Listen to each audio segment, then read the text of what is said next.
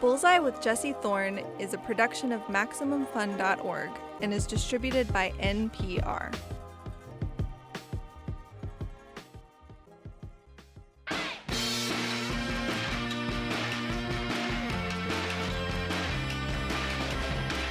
Coming to you from our homes, it's Bullseye. I'm Tre'vell Anderson. And I'm Jarrett Hill. We are co-hosts of a Maximum Fun show called FANTI. Yes, that is a show, and it's spelled, I love to say, F-A-N-T-I. It's a show all about kind of those problematic faves. We love to have those complex and complicated conversations about the gray areas in our lives. But today on Bullseye, Jarrett, you're interviewing Norm Lewis. How was that? He was great. He's an actor, a Broadway veteran, and he was nominated for a Tony for playing Porgy and Porgy and Bess. He was also the first Black man to play the role on Broadway of Phantom in Phantom of the Opera. And now he's doing some of everything. Yeah, I think I first kind of figured out who he was through Scandal. He played Senator Edison Davis, who Kerry Washington's character was dating. Absolutely. And now he is in Spike Lee's brand new movie, The Five Bloods, which is on Netflix. It's a movie about 4 Black Vietnam War veterans, and they're going back to Vietnam. It's kind of a buddy movie, and it gets really complicated. It really touches on a lot of different themes: death and racism, trauma, and a bunch of gold bars that are buried in the jungle. Let's start with a clip about the gold. The 4 friends are looking for a pile of gold they left behind during the war. In this scene, they're talking about what they should do with it. Norm plays Eddie, and he's the first voice you'll hear. That goal should go towards Black liberation. Yeah, our Black liberation. You do for self. I'm talking about Black reparations, man. Well, I got mines. What about our people? What about my people? You do what you want with your share, and we'll each decide for ourselves. That's what Norman said now. Now, see, Otis knows. Norman want that goal to go towards the cause. Yeah, it's easy for you to say, Eddie, you rich. Money don't mean to you. I'm not rich. Yeah, right, whatever. I'm not rich. Okay. I'm broke, man. How the are you broke, Eddie? Huh? I lost it all. Norm Lewis, welcome to Bullseye. Thank you. Thank you for having me. So we just heard this clip of you playing Eddie, and before I kind of jump into what this film is about and this character, I kind of want to know, like, how did this role come to you? How did this begin for you, being a part of the Five Bloods? It was seriously happenstance. Spike Lee and I know each other from being at certain events, and he's come to see certain shows that I've been in on Broadway, things like that.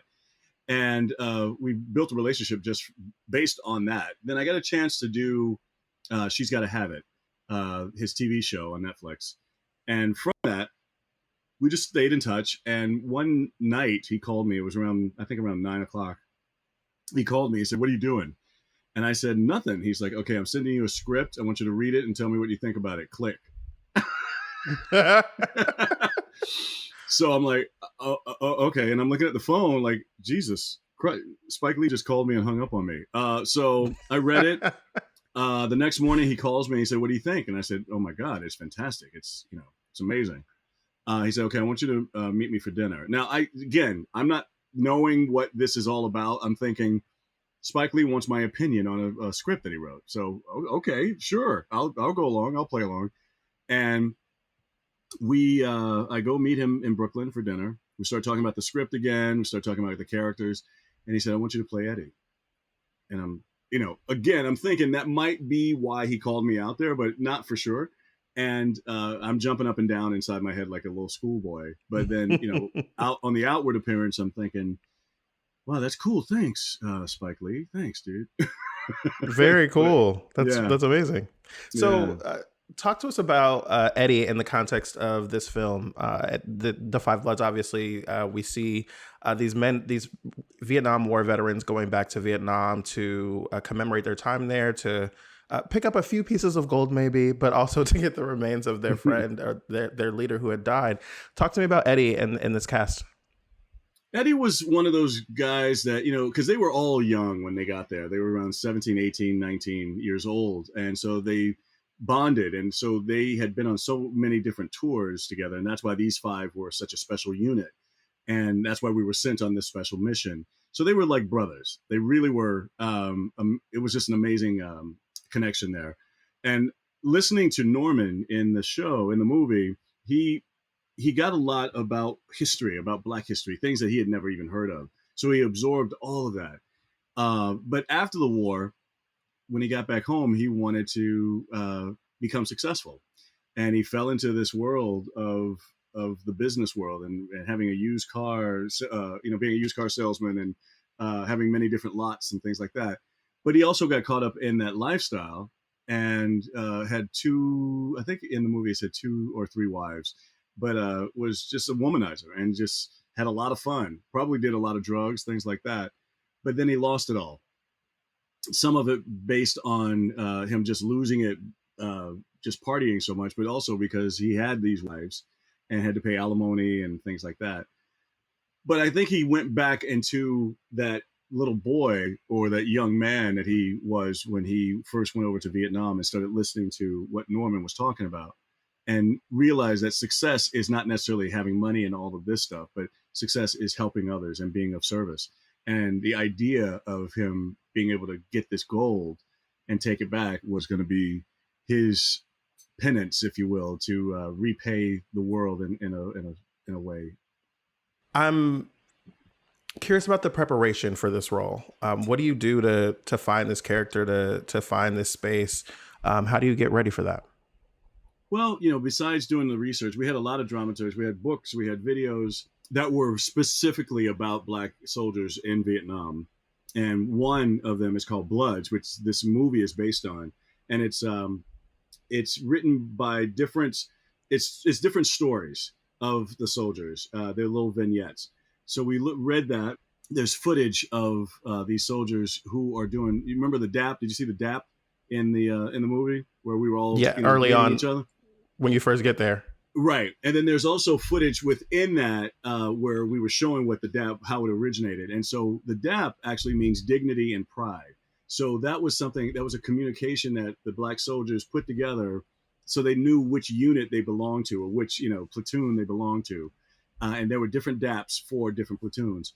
So we had to learn all of that. There was like a boot camp as far as knowledge, book learning, and also physically. So we had to make sure we were in shape. We had people that were on set to teach us how to hold guns and load guns and shoot guns, and then some of the terminology and some of the almost like choreography of what you had to do while you're in the field, because you couldn't speak while you're in the field. So they would show us like hand signals and things like that.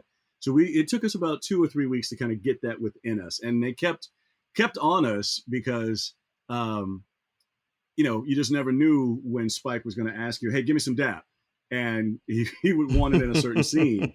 And, you had to know which DAP. We learned about 5 or 6 different DAPs, and they were authentic.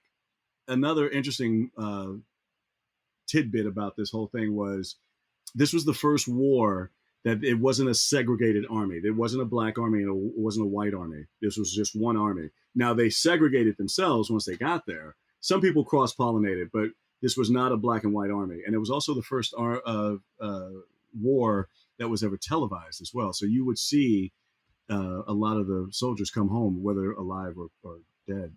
I was watching this and thinking that I would imagine that you've gotten a lot of feedback from Black veterans who were probably excited to see this movie. But I'm curious, what kind of feedback have you gotten from veterans and Black veterans specifically? Well, that's an interesting question. Because of COVID, we haven't really had a chance to go out into the field and do those kinds of talks. But I will say, before COVID hit, this film was seen specially for Black veterans, and I think there were 3 showings of this, and the results were varied. It was a lot of people couldn't watch the whole thing. Some people had to walk out and then come back in. Because it brought back so many memories. These guys really did suffer from PTSD, also Agent Orange, and also the abuse that they got for being Black over in Vietnam, not from the Vietnamese, but from a lot of the white soldiers. The DAP, I'm going to go back to the DAP for a second. A lot of the white officers did not like the fact that these guys would communicate that way. And they would threaten them sometimes if they did get they did see them do it again, they would get thrown in jail, what they call the brig. So some people were, mistreated. So they were fighting many different wars other than just the Vietnamese.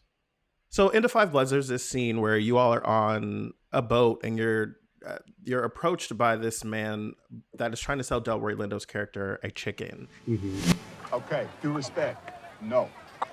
Come. No. Okay, all due respect. No. Man, talk to this man. Come on, no means no in any language, right?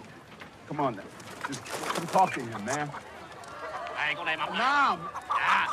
Come. Yo. Then come talk to him. No, man. Back up. Okay, just back up. Back up, please. Shut the up. I want to hear that. And it really becomes a conversation about PTSD, and your character is Eddie is really trying to, control the situation, calm it down, bring it down. Can you talk about that specific scene? Because it definitely is one of the highlights in the film where it really makes you ask questions and think.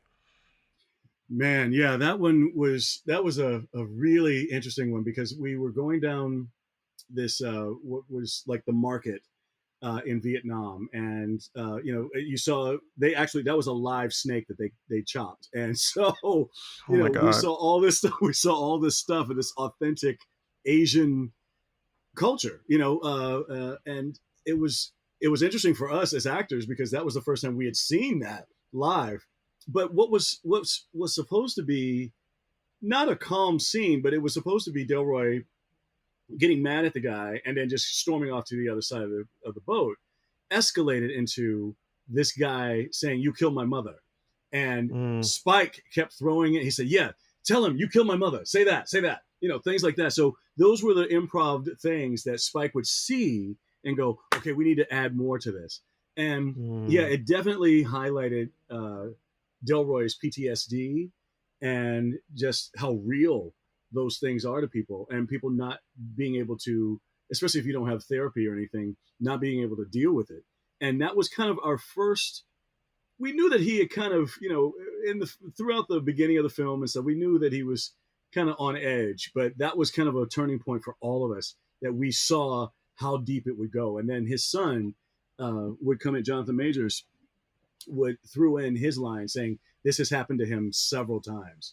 And so this was a moment for us to kind of bond again and bring him back. And that's when you saw us put our fist in the middle and saying, bloods.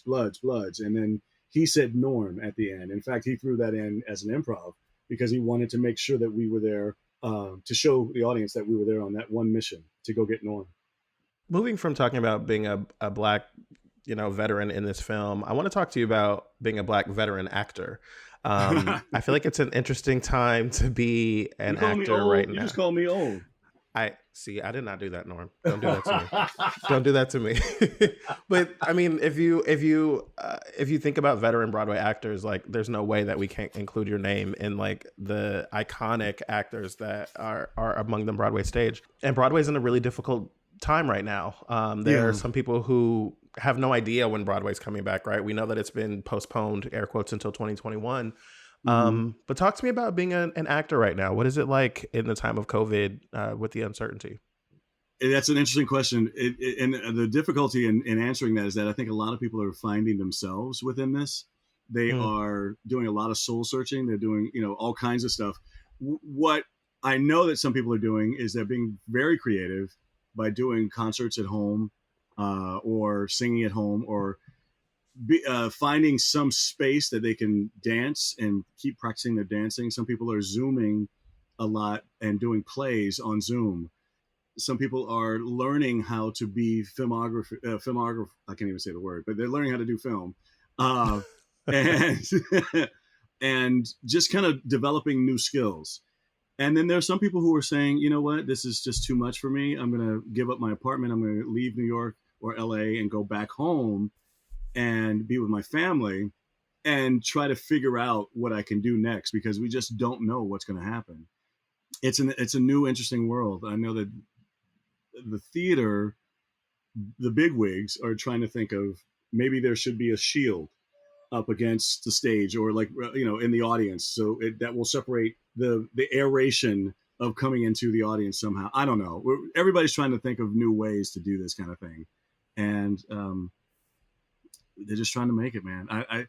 It's crazy. I'm doing a concert this coming week online, and that's it. There's a new platform that I can sing on, so I'm going to be making some money that way. But I'm also starting a new business. I'm working with my sister, creating a real estate company where we buy and sell homes. So everybody's just trying to figure things out right now. It sounds like you're diversifying yourself and trying to figure out other ways to make this happen, because we don't know how long this is going to be. Yeah, we don't. And the thing about it, I've always been an entrepreneur, and I've always, been into certain things, even while I was acting. I came into this business from the business world.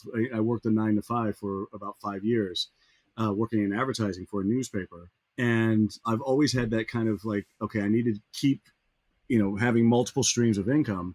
And what I like to do is actually teach that to some actors as well, because we are a business. We are entrepreneurs. Well, you didn't realize this, but you were giving me a perfect setup to what I wanted to ask you next. You said that you came from the business world and you kind of like came into acting. And if I understand correctly, you were entering contests and then ended up on a cruise ship. How did that get started? Like, can you kind of walk us through how you began in this world?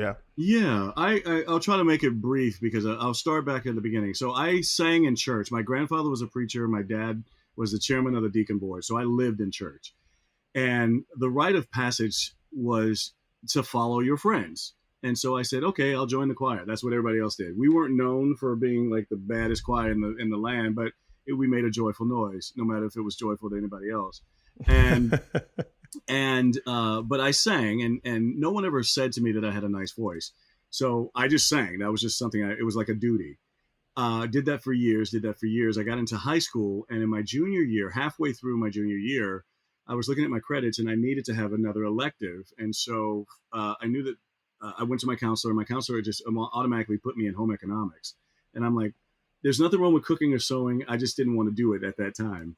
And so I figured, let me go to the choir, because that seemed like an easy thing to do. I already sang in choir at church.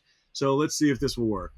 And I got in, and that's when I found my love of diverse music. I started singing in different languages and Broadway music and things like that. And from that, it just kept going. And even in college, majoring in business, I still sang in the choir because I just loved doing it. I didn't finish school. I didn't finish college per se, but I left the school because I got a job in advertising, and they were going to send me back to school because I was already working for the newspaper, and they were going to send me back and finish out my last year of school.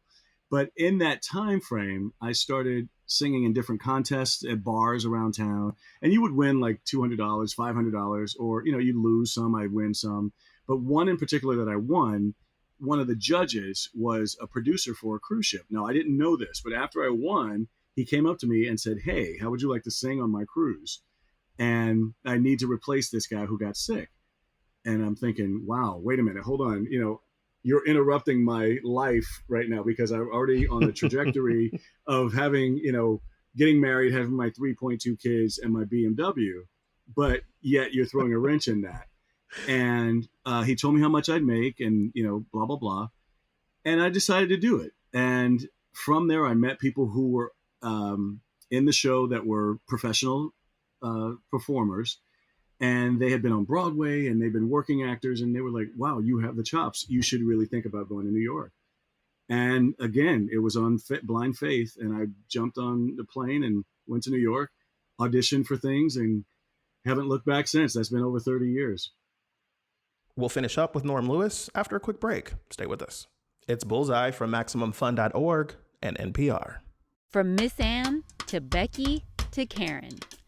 Our very own Karen. Not that Karen. Karen Grigsby Bates shares the evolution of the nickname for a certain kind of white woman. I'm looking forward to the next iteration. I want my name back. That's coming up on NPR's Code Switch.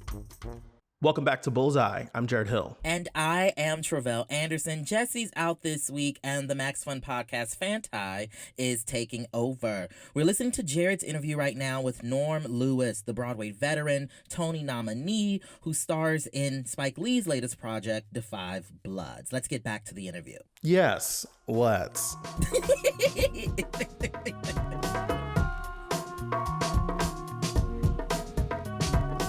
I mean, I know that Broadway is notoriously overwhelmingly white, and I know that television is as well. And I'm wondering, like, what are the distinctions that you've noticed, or what are the similarities even that are difficulties as a Black man in acting?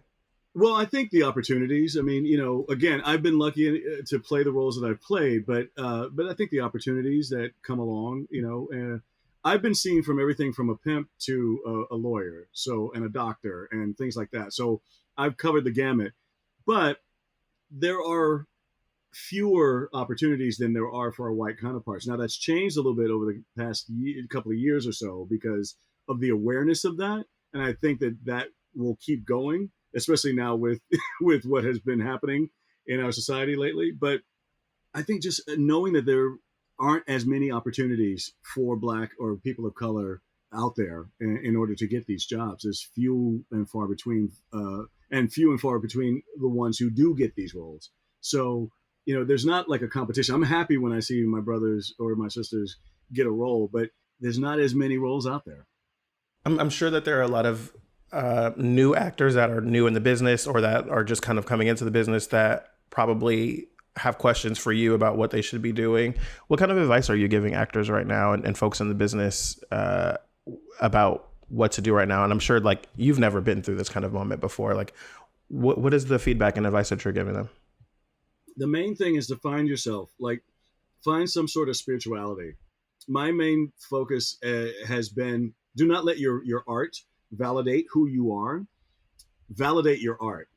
So just in case I can never sing again, or I can never do it, never get another show or whatever the case may be, I'll be devastated. But I know that I'm a person, and that's just a part of who I am.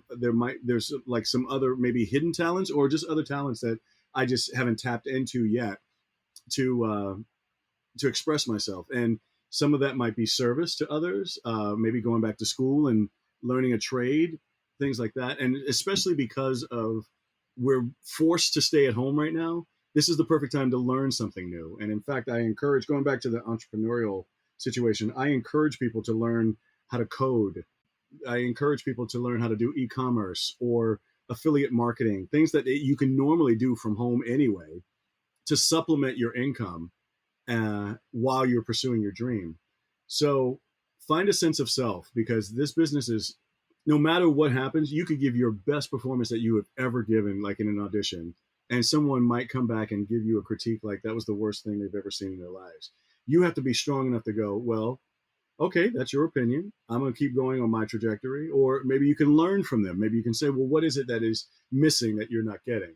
Instead of being devastated. I've seen a lot of actors get devastated, need a lot of therapy, think about quitting the business and things like that because they got a particular critique from a casting director or somebody, that was able to hire them. So saying all that, just basically getting a sense of self, whether that be from religion or whether you believe in science or just finding some sort of hobby, knitting, finding some sort of solace and meditating. And just know that you are enough. I have a really good friend by the name of Sierra Bogus, who I've worked with a lot, and she's such a spiritual person. And she always goes around, she tells people, you are enough. You are so enough. It's incredible how enough you are.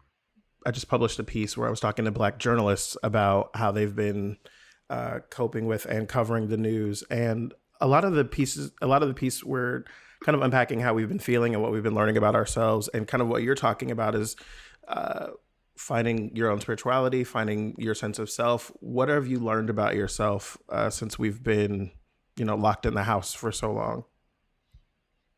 Well, I kind of knew a lot of these things already, but I have patience. I'm disorganized, but I'm an organized disorganizer. I try to get things done, but I just got to find that piece of paper that I wrote that note on. You know what I mean? Things like that. And so it takes me a little longer, but yeah, I'm one of these people who wants to just kind of be of service. I want to. I'm part of a group called Black Theater United, and which was started after the George Floyd incident. because we wanted to have a voice from the Black Broadway community. And we are a faction. There's many different factions that are out there that are expressing themselves in a way, saying that they have either been wronged or they see the injustices that are happening within the Broadway community, things like that. But it's me and some of the veterans, as you would say, that got together. There's about 19 of us that are the founders, and we wanted to come at it from a different perspective. We're definitely going to deal with what Broadway has not dealt with for many years, but we definitely want to deal with societal issues right now. We just had Sherilyn Eiffel from the NAACP Legal Defense Fund have a town hall. We sponsored that and talked about what we need to do moving forward as a community. We're getting ready to have someone else. I can't mention the name right now, but on the 24th, we're going to have someone else that you know very well do another town hall. And we're going to talk about things like the census and making sure you sign up for the census and being counted. We're also going to have rallies dealing with voter registration. So we want to get everybody involved in that. And so we wanted to have that voice from the Black Broadway community. And we're going to be unified with other factions that are saying the things that they're saying. And we're going to deal with those kinds of things as well, and have mentorships and scholarships and just be unified. I kind of want to hang out here in the Black Theater United thing for a little bit longer. Yeah. I'm curious, the conversations that start something like this are usually conversations about frustration and not feeling heard or seen or valued. How did this begin for you? How did you get pulled into Black Theater United? I got a phone call. LaChance wrote a letter on Facebook saying, okay, it's been long enough, producers of Broadway. It's been long enough, the leaders of Broadway. Are you going to say anything about this? Because no one was saying anything. I think everybody was too scared. Then Audra McDonald saw it, and they talked, and they were like, we need to do something. We need to, because like I said, the Pandora's box had been open. And a lot of the younger kids that were on Broadway or, in the Broadway community, the theater community, were talking about their experiences and how they felt disenfranchised and we're, just going in, just saying things. And we understood that, and we respect that, and we want to support that. But those two, Audra and LaChance, called a bunch of us and decided to have a Zoom and said, what can we do? What can we do? What can we do? What can we do? And we just mulled over a lot of ideas. We decided to become a corporation, non-for-profit. And we want to kind of just be like the NAACP of Black Broadway. And if anybody feels like they are wronged or need some help or whatever, we want to be those people that they come to, that we can at least, if we can't help them, we can guide them and put them in the right direction. And so the way we're starting off is by doing those things that I've mentioned before and talking about social reform and then dealing with theater reform from there, and just making sure people are accountable in the theater. I have some experiences I can share. I mean, there's so many stories out there, but people need to be aware. And I think that again, I'm going to go back. I always call it the George Floyd incident, because I think he was the straw that broke the camel's back, that made people realize that there's something wrong. And now people are willing to have conversations. So we want to be able to help be that voice in having these kinds of conversations. You guys have a lot of heavy hitters working with you, from LaChance and Kenny Leon, Audra McDonald, as you mentioned, Wendell Pierce, Billy Porter, Felicia Rashad, Vanessa Williams, so many, like Anna Devere Smith, like a lot of names that people recognize. And it seems like there is this moment in America where Black folks have the ear of the country and have the opportunity to kind of really shift the conversation and shift the culture, and hopefully a way that is lasting and impactful. What are some of the changes you would like to see come about in Broadway through Black Theater United, and just more from seeing people raising their voices and speaking up?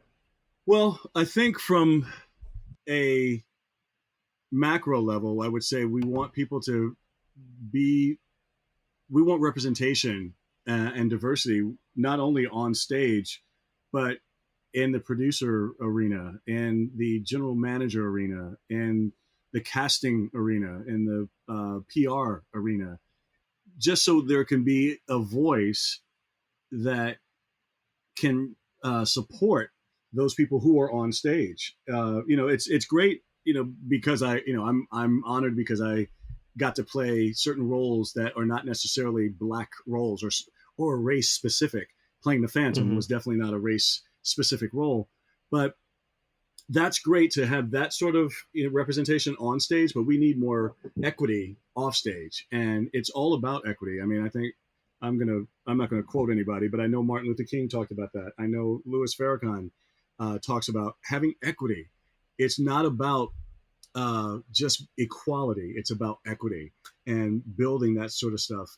We need to have people who have money, because I learned something interesting recently, which I did not know about, but I always questioned, but I didn't know the fundamentals of it. But people like Oprah, who's a billionaire, she wanted to put on The Color Purple, right, on Broadway. She had to get permission from the people who own the theater in order to put it in there. So she had to go through them in order to get the permission to put that show on stage. Does that make sense? Mm-hmm. Because they're leasing the land to her. Instead of her, I mean, she could buy the building, but she, right. You know what I mean?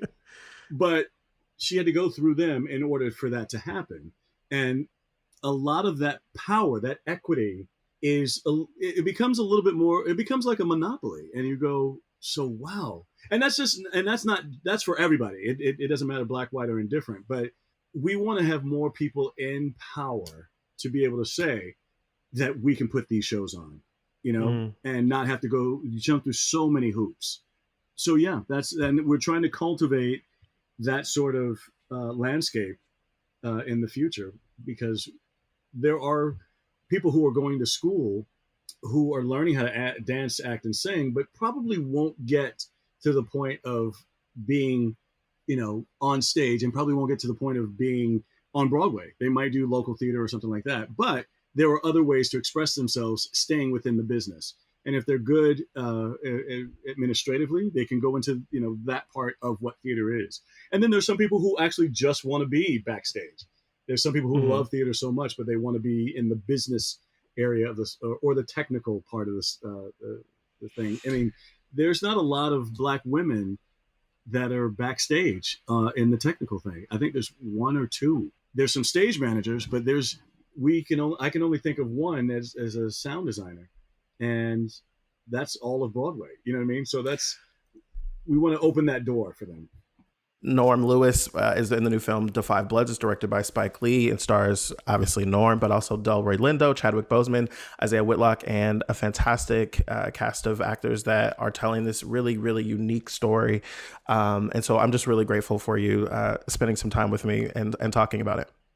Well, I'm honored. Thank you for having a conversation with me, and all the best to you. I'm a big fan, by the way. And so this is great. This is really great. That was Norm Lewis, one of the stars of the new Spike Lee Netflix film, The Five Bloods, which is streaming right now. Norm was such a fun interview. I really had a great time chatting with him.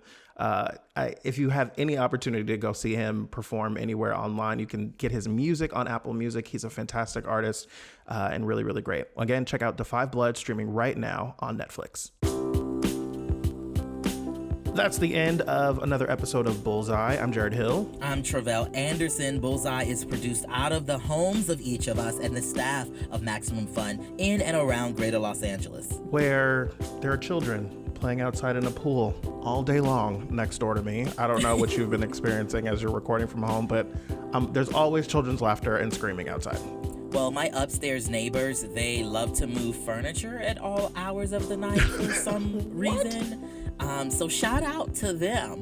This show is produced by speaking into microphones, obviously. Our producer is Kevin Ferguson. Jesus Ambrosio and Jordan Cowling are our associate producers. We also get help from Casey O'Brien. Our interstitial music is by Dan Wally, also known as DJW. Our theme song is by The Go Team. Thanks to them and their label Memphis Industries for letting us use it. And you can always keep up with the show on Facebook, Twitter, and YouTube. Just search for Bullseye with Jesse Thorn. And you can check out our show called FANTI, F-A-N-T-I, which, as we said, is a portmanteau of fan and anti, basically the things that we love, but have some challenges around. New episodes of the podcast come out every Thursday wherever you get your podcasts. And as Jesse might remind us, all great radio hosts have a signature sign-off. But we don't, so bye. Bye. Bullseye with Jesse Thorn is a production of MaximumFun.org and is distributed by NPR.